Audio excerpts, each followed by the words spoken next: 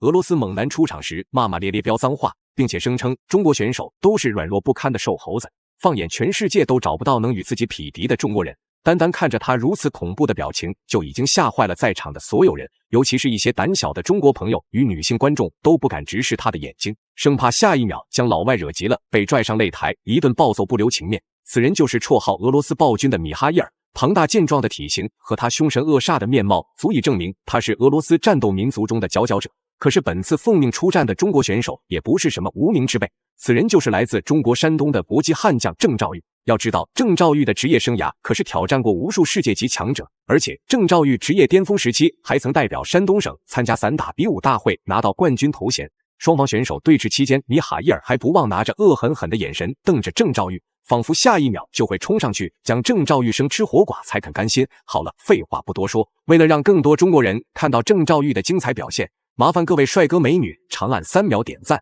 小编祝各位早日赚到100万。第一回合开始，米哈伊尔这家伙一上来就打算对郑兆玉展开激烈的拳脚对拼。虽说郑兆玉论职业战绩不如米哈伊尔耀眼，但是也不能让老外肆无忌惮地骑在脖子上拉屎。于是郑兆玉也立刻拿出更为强势的打法，还以颜色，争取在这回合铃声敲响前就可以结束战斗。那样自己既战胜了俄罗斯猛男，还能为那些被米哈伊尔吓唬到的中国观众们报仇雪恨。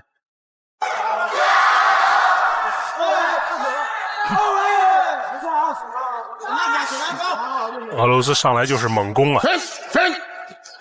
这一方面呢，也是一种心理战，就是3板斧，所谓的下马威。其实刚才霍里菲尔先生也在讲，刚才在看到他场地边的热身，包括他的走动，包括他的眼神，非常典型的俄罗斯式的运动员，就像饿虎一样。我们讲的咄咄逼人呢，就不过如此吧。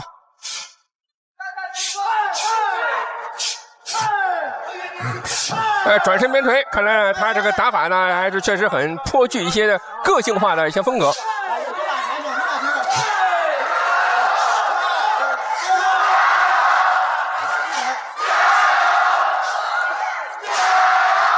OK， 开始，继续，可以，尽量避免一些无谓的搂抱。开始，移动步伐。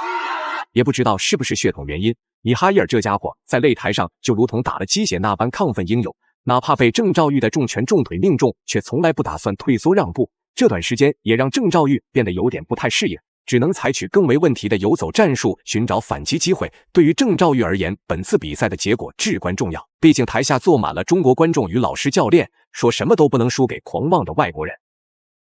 如果能跟一个后手拳的效果会更好。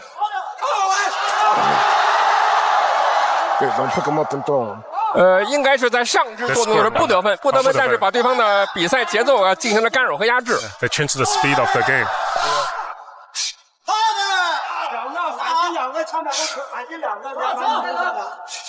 漂亮！越来越高，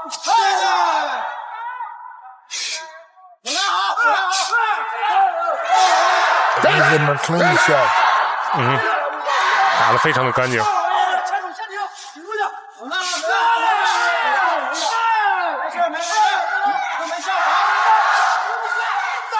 I think Black the punch is really heavy. Yeah, it's hard.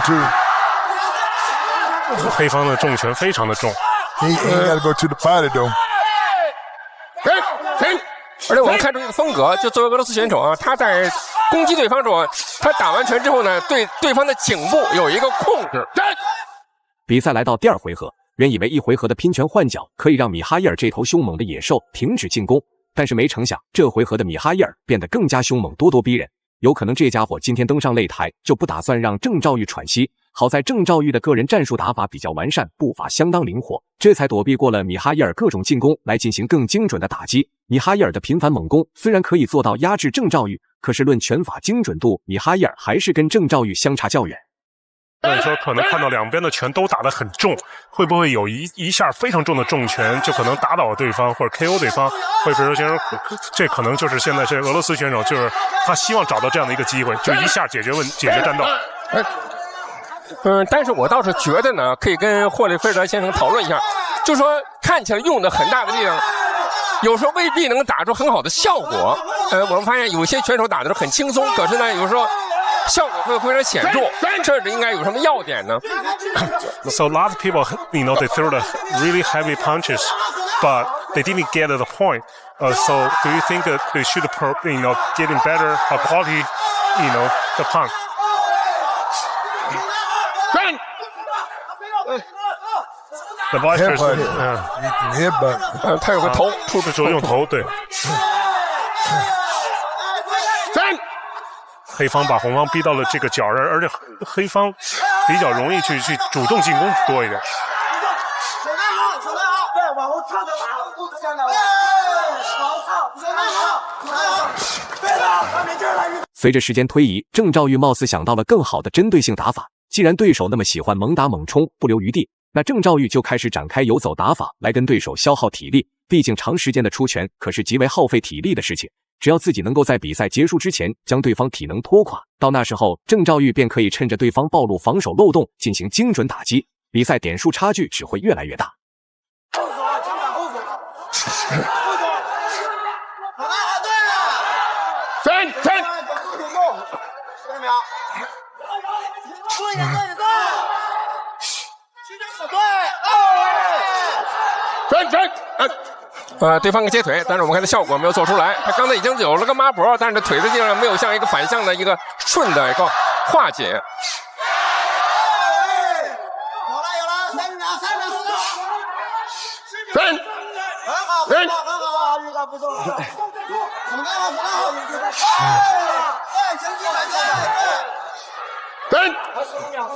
站我倒是觉得现在这个从黑方选手的这个命中率好像有所下降。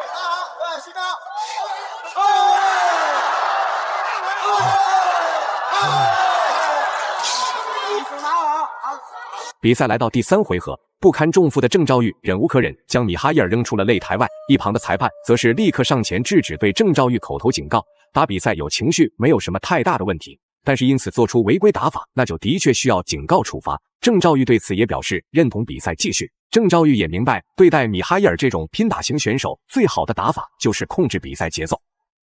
The Russian guy 啊，现在从霍利菲尔先生讲，他可能就需要一个 KO 了，一个重拳的 KO， 否则的话，如果打不倒红方选手，他可能从点数上就要失败了。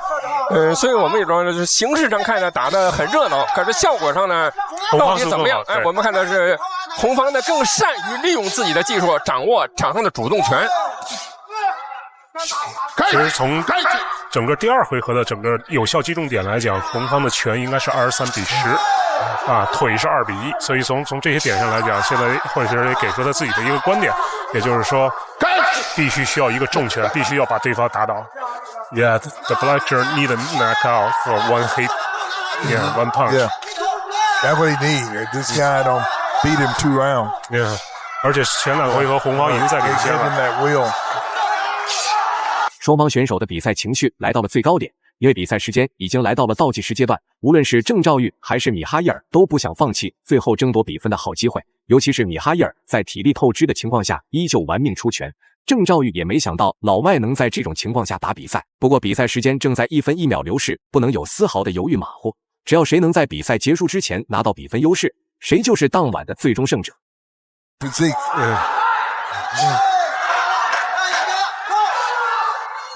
其实从俄罗斯选手来讲，他上肢好像看的就是我们讲更像一个健美的搞健美的。这个战术是对头的。最后公布比赛结果，郑兆玉实至名归，赢下了比赛最终胜利。大家认为郑兆玉本场比赛表现如何呢？欢迎在评论区留言讨论，我们下期再见。